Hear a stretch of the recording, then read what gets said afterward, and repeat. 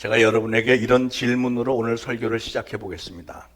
여러분 중에 혹시 마음속에 나는 정말 행복해 이런 분이 계신가요? 상당히 뜬금없다는 표정들이 대부분이었던 것 같아요.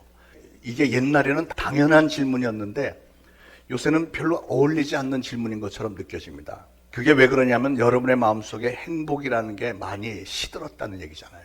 오늘 저는 여러분에게 진정한 행복의 비결을 전하려고 합니다. 오늘 본문은 라오디게아 교회에게 주신 말씀인데요.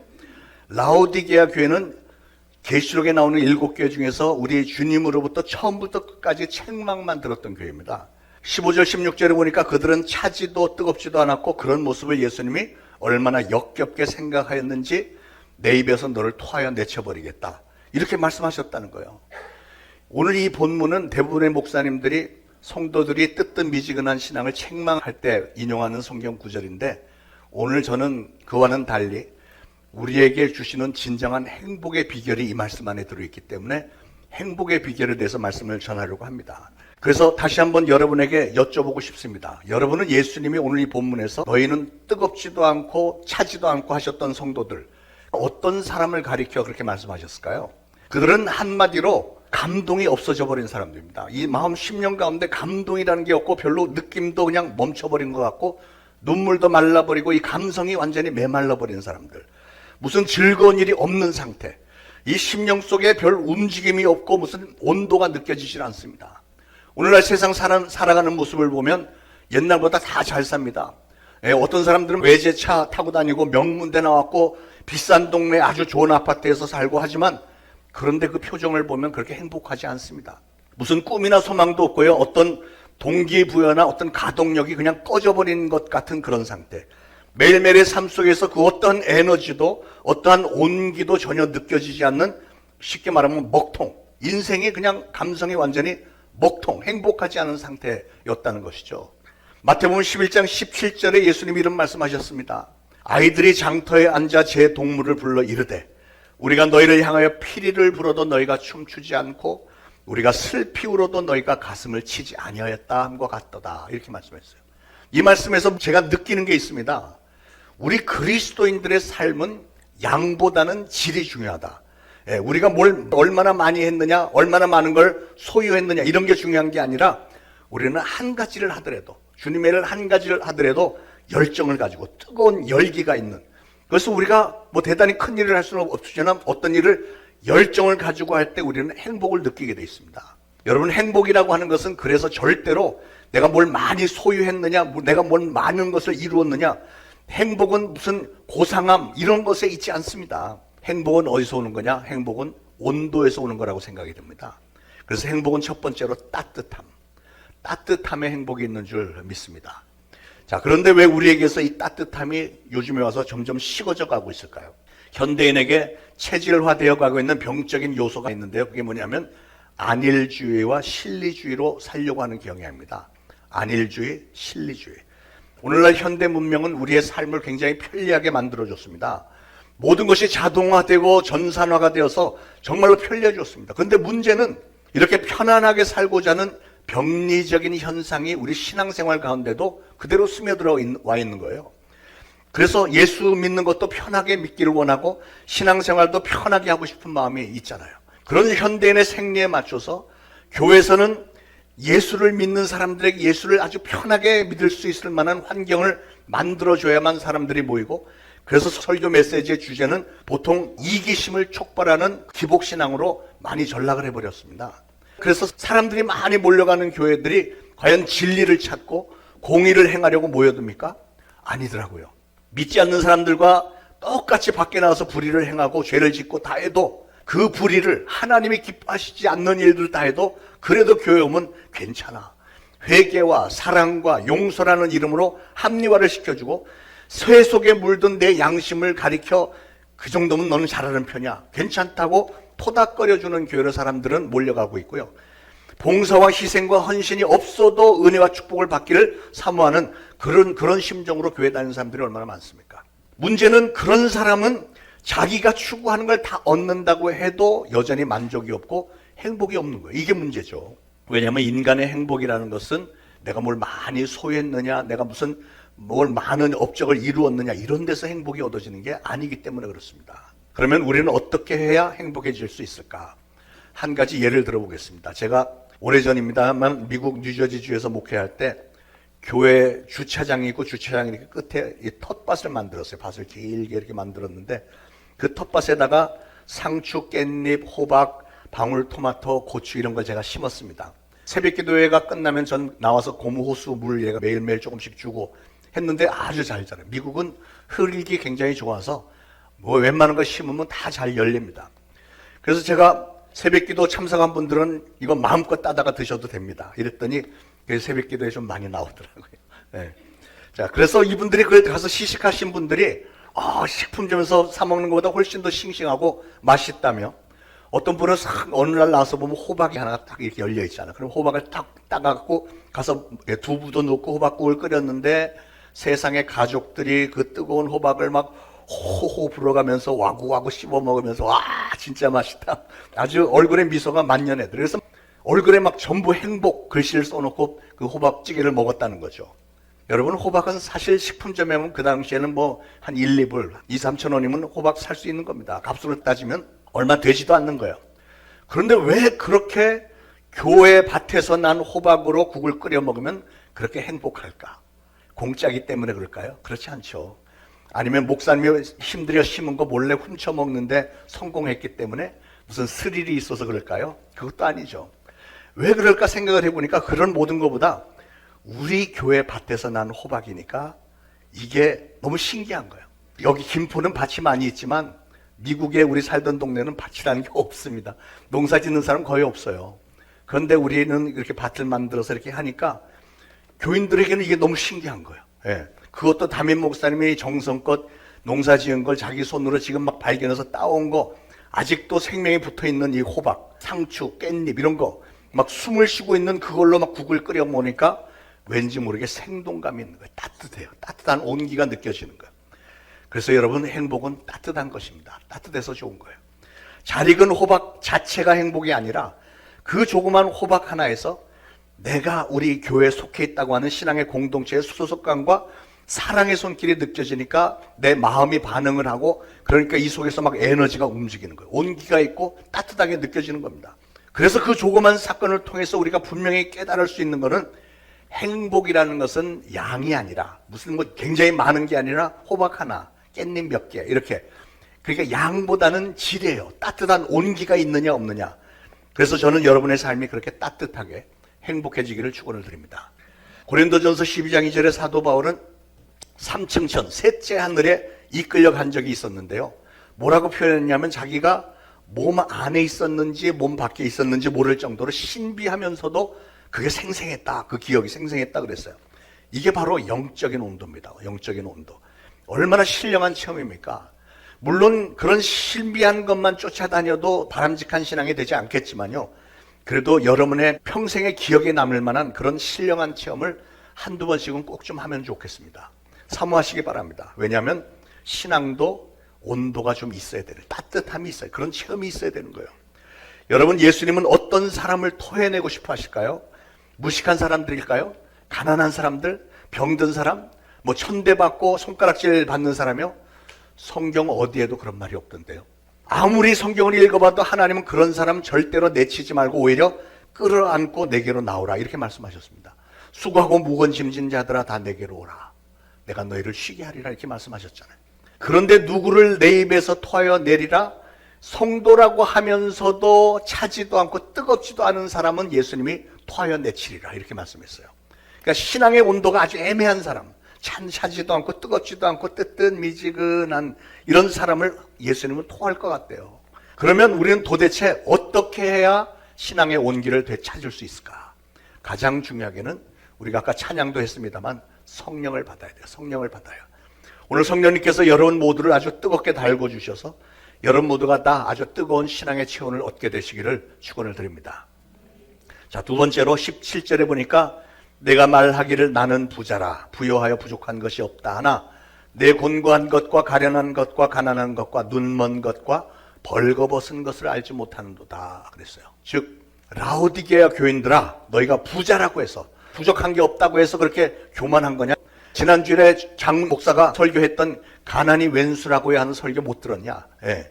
그래서 굳이 하나님의 도움 같은 거 없어도 살겠다고 너희들이 생각하는 것 같은데 너희가 몰라도 너무 모르는구나. 오히려 너희는 곤고한 자들이고 가련하고 가난하고 눈이 멀었고 너희들은 모두가 다 벌거벗은 자들인데 너희가 그걸 모르고 있구나. 우리 주님이 라오디게아 교인들에게 그렇게 말씀하시는 거예요. 누가 알지 못한다고 그랬어요? 너희가.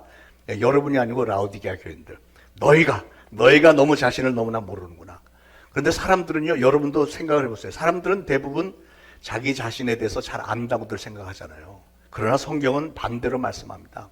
너처럼 너 자신에 대해서 모르는 사람이 없다는 거예요. 사도 바울이 부활하신 예수님을 만나기 전에는 자기처럼 믿음이 좋은 사람은 없을 거라고 확신을 했었습니다. 자기 집안의 배경, 학벌, 또 젊은 나이였는데도 가말리엘 문화생 바리새인으로서 유대 사회에서는 아주 굉장히 상당한 지위가 있는 사람이라는 게 사도 바울은 자랑스러웠고요. 헬라어에 능통한 로마의 시민권자였다는 걸 늘 자랑했습니다. 그러나 사울이 예수님을 만나고 나서 자기 자신의 상태를 돌아보았을 때 너무 부끄러운 거예요. 자기 자신은 주님이 보실 때 어떤 존재냐면 가련하고 곤고하고 눈이 멀었고 가난하고 알몸으로 수치를 겪는 것 같은 형편이 없는 사람이었는데도 불구하고 그동안 자기 자신은 우스꽝스럽게도 자기가 최고인 줄로 착각을 하고 교만의 극치에 빠져 살았었는데 결국은 뭐를 깨달았다고 합니까? 빌립보서 3장에 보니까 내 지식, 내 자부심, 내가 자랑하던 모든 것들이 다 배설물로 여겼대요. 배설물. 배설물이라는 게 뭐예요? 여러분 중에 혹시 여러분의 대변 자랑하시는 분이 계신가요? 야, 내 대변으로 말할 것 같으면 좋은 집안에서 좋은 음식 먹고 나온 건데 뭐 이러면서 대변 자랑하는 분이 계신가요? 없잖아요. 근데 사도 바울은 자기가 그동안 자랑했던 그런 모든 것들, 집안 배경, 학식, 로마 시민권 뭐 이런 모든 것들이 대변이더라고요. 아주 쓸모없는 찌꺼기라는 거예요. 그래서 바울은 예수님을 만난 이후로 자기의 옛날의 모습이 그랬다는 것을 인정을 하고 그걸 다 던져버린 이후로 그때부터 진정한 행복이 시작되었다는 거죠. 그러므로 사랑하는 여러분, 진정한 행복은 어떻게 얻느냐? 하나님 앞에서 나 자신을 제대로 발견할 때 바로 그때 진정한 행복이 시작되는 줄 믿으시기 바랍니다. 여러분은 여러분의 자녀들을 사랑하시죠? 저도 제 두 아들을 정말 사랑합니다. 저는 젊은 시절에 한참 오래전 얘기입니다. 제가 평신도 시절의 얘기인데 미국에서 정말 열심히 살았는데요. 그러다 보니까 바쁘게 살았습니다. 저처럼 바쁜 사람은 없었던 것 같아요. GM 자동차 회사의 엔지니어로 일하면서 또 사업을 하나 벌렸는데 새벽 5시 45분에 집에서 나와서 직장 갔다가 직장이 끝나면 가게로 직접 달려갔다가 하루 종일 가게에서 일하고 집에 돌아오면 보통 밤 10시가 넘습니다. 그런 와중에도 제가 은혜 받기 전에도 찬양 인도를 했으니까 수요일 금요일 저녁에는 교회 가서 찬양 인도를 했고 주일에는 하루 종일 교회에서 1부 2부 찬양 인도하고 성가대 지휘하고 예배 끝나고 나면 성가 연습하고 그리고 또 성경 공부하고 성경 공부 끝나고 나면 우리 성가대원들하고 같이 우르르 여기저기 몰려다니고 못 나온 분들 신방도 가고 막 이렇게 다녔습니다. 그런 와중에도 일주일에 반드시 2번 이상은 아이들이 집에 와 있는 시간에 집에 들려서 아이들과 함께 놀아줬고 학교에서 요구하는 모든 것들 다 물론이고 장난감 뭐 게임기 사달라는 거 다 사주고요. 그러면서 저는 나처럼 아이들과 잘 놀아주고 아이들을 위해서 희생하는 아빠 있으면 한번 나와보라고 그래. 그렇게 생각을 했었습니다. 그런데 한 번은 큰 아들을 야단칠 일이 있어서 한바탕 했는데 그 아들이 다음날 저에게 편지를 하나를 줘요. 자기가 밤새 쓴 거예요. 얘가 밤새 쓴 편지를 나한테 주는데 그 내용을 읽어보니까 충격적이었습니다. 자기는 인생이 슬프대요. 그때 아마 고등학교 한 1학년쯤 됐을 때인데 인생이 슬프대. 왜 그러냐면 아빠가 자기 평생에 자기에게 한 일은 자기에게 상처 준 것밖에 없대. 야, 나는 최선을 다해서 사랑했는데 자기에게 상처 주는 일밖에 안 했대요.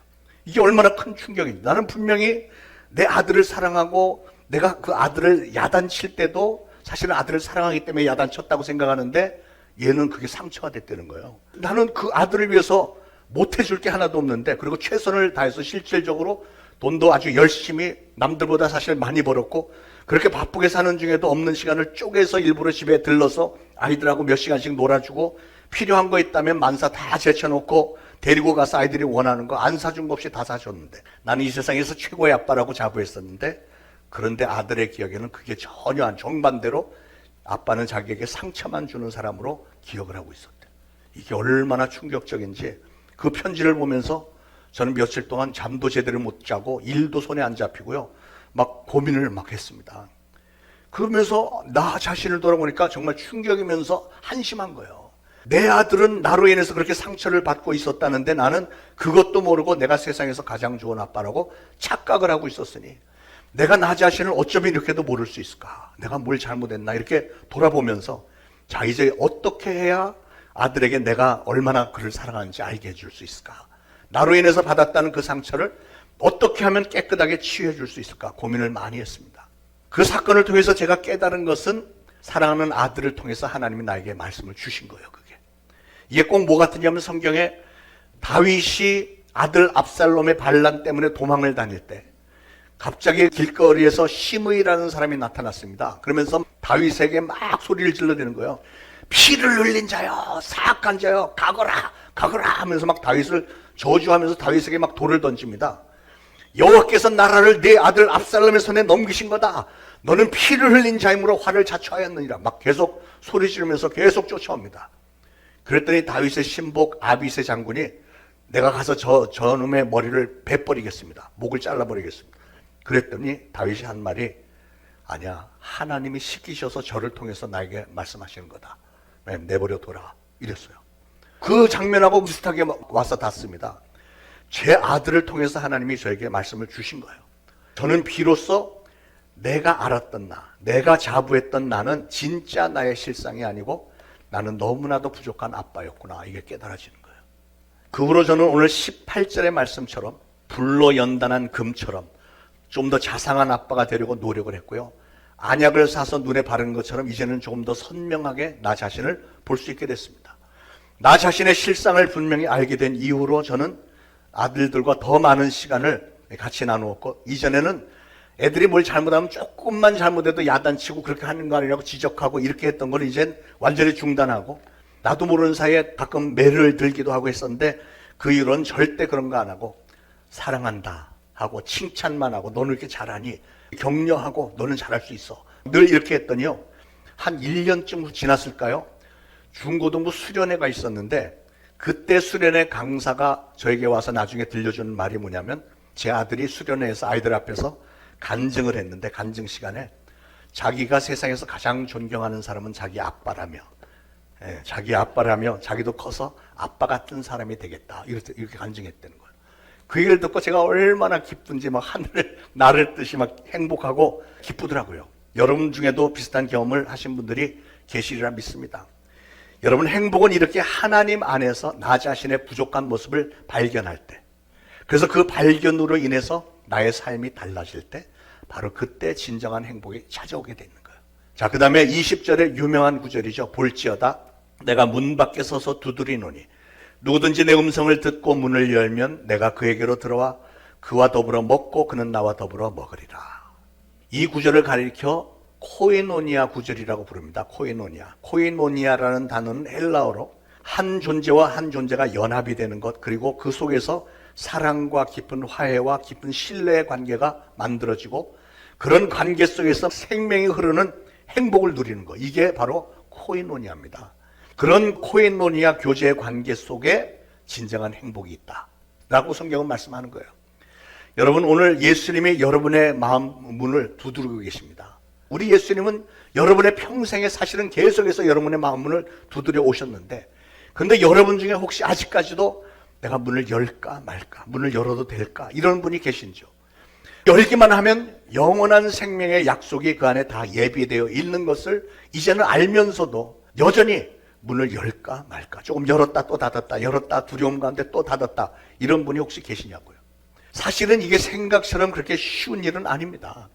이 닫혔던 마음문을 열고 드디어 예수 그리스도를 나의 주님으로 영접해 받아들이는 거, 이거는 아무나 할 수 있는 일은 아니에요. 용기가 있어야 되는 거예요, 용기가. 그러나 여러분이 여러분 자신을 진정 행복하게 만들기 위해서는, 그럴 마음이 있다면 이 길밖에는 없다는 사실을 깨달으시고요, 용기를 내서 여러분의 닫혔던 마음문을 활짝 여시기 바랍니다. 여러분의 마음문을 예수님을 향해서 활짝 여시는 그 사람에게 진정한 행복은 찾아온다는 사실을 믿으시기 바랍니다. 여러분, 주님을 문 밖에 세워두시면 안 됩니다. 여러분의 마음 문을 열고 예수 그리스도를 영접을 해서 여러분의 마음 안으로 영접해 드리셔야 됩니다. 여러분의 닫혔던 마음 문을 예수님을 향해서 확 여는 그 순간부터 여러분의 영혼에 진정한 행복이 시작되는 줄로 믿으시기 바랍니다. 특별히 이 사순절 기간에 십자가 위에서 정말 고통 가운데 내 죄를 대신해서 죽어주신 예수 그리스도를 생각하시면서 하나님의 독생자 예수님이 내 죄를 대신해서 형벌을 받아주셨군요. 나는 그런 은혜를 받을 자격이 도무지 없는데, 나는 아주 새카만 죄인인데요. 이제 내 마음을 활짝 열어서 예수님을 나의 주님으로 영접하겠습니다. 예수님이 나의 주인 되십니다. 예수님의 뜻 가운데 나의 평생을 살겠습니다. 내 심령 깊은 곳에 들어오셔서 저와 늘 함께 해주시고 이제 저와 깊은 코이노니와 교제를 해주세요. 오늘 그 결단과 고백과 초청이 여러분에게 있기를 축원을 드립니다. 심령 깊은 곳에서 그런 진실된 고백을 하는 그 사람, 바로 그 사람에게 진정한 코이노니아, 예수님과 깊은 영적인 교제와 진정한 행복이 임하는 줄로 믿으시기 바랍니다. 제가 마음을 활짝 열고 사랑하는 아들의 고충을 귀담아 들었고 그 기준에 맞춰서 더 잘하려고 노력을 했을 때 아들의 상처도 말끔하게 다 씻어졌고 그때부터 더욱 커다란 행복으로 가득 차게 되었던 것을 기억을 합니다. 사람과 사람 사이에 화해하는 것도 그렇게 되는 건데 하나님과 인간 사이에 화해하는 것은 더 쉽죠. 우리 하나님은 사랑으로 가득 찬 분이신데요. 여러분 닫혔던 여러분의 마음 문을 코이노니아의 문으로 확 여는 그 순간부터 뭐가 들어올까요?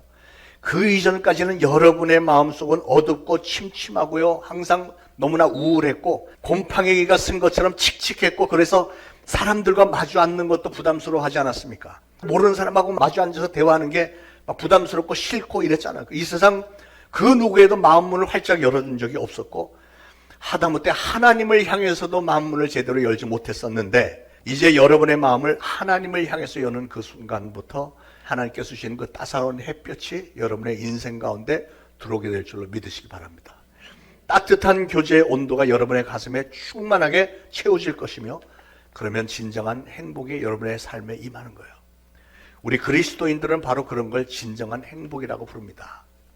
제가 공군에서 복무를 했었는데 오래전 1975년 5월 1일에 입대했습니다만 3년 근무했는데 제15비행대대 작전 상황실에서 제가 근무했습니다만 그때 행정실의 선임 하사가 나이가 많이 든 상사였는데 이분이 아주 빼짝 말랐고 목소리도 아주 까랑까랑했어요. 근데 이분이 얼마나 우리에게 깐깐하게 구는지, 이 사람은 어떻게 된 사람이 우리 사병들만 보면 잡아먹지 못해서 한인 것 같았습니다. 그래서 우리가 종종 외출이나 휴가를 나가려면 그분에게 저걸 받아야 되는데 외출이나 휴가 신청하려고 하면 먼저 욕부터 합니다. 너희 장병장, 그때 제가 병장이었는데 너희 장병장 이색적인 사람 뭐 그래가면서 너 말이야, 이렇게 목소리가 이래. 너 말이야 맨날 외출이나 나가려고 너 군인 맞아? 안 돼. 그래서 뭐 안 된다, 내보내지 않겠다는 거예요. 이 사람 빼짝 마른 뼈다귀 같이 칼로 찔러도 피 한 방울 안 날 사람이다. 그래갖고 우리는 내무반에서는 그 사람을 뼈다귀라고 불렀습니다. 그 별명이 뼈다귀예요. 그런데 한 번은 이 뼈다귀 상사가 자기 이사한다고 와서 이삿짐 날르래. 상황실 근무하는 우리 내무반에 한 12명 정도 됐는데 하필이면 내가 그날 야근하고 쉬는 날이에요. 쉬는 날인데 이사하니까 어쩔 수 없이 차출돼서 갔죠. 한 5명이 갔는데 그 집 문에 가니까 부대 안에서 그 깐깐하던 뼈다귀 상사는 어디로 가고 50대 초반에 허름한 남자 하나가 러닝셔츠 입고 어서 와 이러고 우리를 환영하는 겁니다. 그 집에 들어가 보니까 어머니가 몇 년 전에 쓰러지셔서 완전히 마비가 돼서 꼼짝 못하고 침대에 누워 계시고 아이들이 있는데 아직 머리도 지저분하고 몰골이 깨체지해갖고 막 왔다 갔다 하는데 상황을 보니까 아내는 몇 년 전에 집을 나가버렸대요. 같이 못 살겠다고 나가버렸대요. 그래서 이런 상황을 보고 우리는 할 말을 잃고 이 사람이 그래서 이 부대 안에서 그렇게 깐깐하게 얼마나 불행했으면 이렇게 깐깐하게 굴었구나, 이걸 이유를 알 것 같았어요. 그리고 그 상사를 긍휼히 여기는 마음이 올라왔습니다. 그날 저희들은 최선을 다해서 그 이사를 도왔고 오랫동안 목욕도 못했다는 그 어머니를 우리가 정성껏 씻어드렸고 그 아이들도 깨끗하게 씻어주고 빨래 청소까지 깨끗하게 다 해주고 뿌듯한 마음으로 돌아왔습니다. 그 이후로 우리는 그를 뼈다귀라고 부르지 않았습니다. 그분도 우리에게 그 이후로는 참 부드럽게 잘 대해줬습니다. 그러니까 여러분, 인간관계도 우리가 서로 이해를 하고 마음을 열기만 하면 이게 삽시간에 이해가 되고 화해가 되는데 하나님과 우리 관계는 훨씬 더 쉽죠. 우리가 두 손 들고 하나님 앞에 나오기만 하면 되는 거예요. 여러분, 행복에는 이유가 있습니다. 사랑하는 여러분, 이제는 더 이상 우리 주님을 마음문 바깥에 세워두거나 주님이 들고 오신 그 치유와 축복과 그런 우리 하나님의 엄청난 은혜를 더 이상 밖에 세워두지 마시기 바랍니다. 여러분의 담임 목사와 부교역자들, 그리고 여러분을 사랑하는 여러분의 구역 식구들과 성도들, 더 이상 여러분의 삶에 밖에 세워두지 마시기 바랍니다. 여러분 안으로 다 인도해서 열고 환영해서 코이노니아를 이루셔야 돼요. 여러분의 마음을 활짝 열고 그 모든 이들을 영접하고 같이 마주 앉는 그 순간부터 여러분의 삶에 코이노니아의 진정한 행복이 시작될 줄로 믿으시고, 여러분의 평생의 그 아름다운 성도의 교제 이루시면서 진정한 행복을 누리시기를 예수 그리스도 이름으로 축원을 드립니다.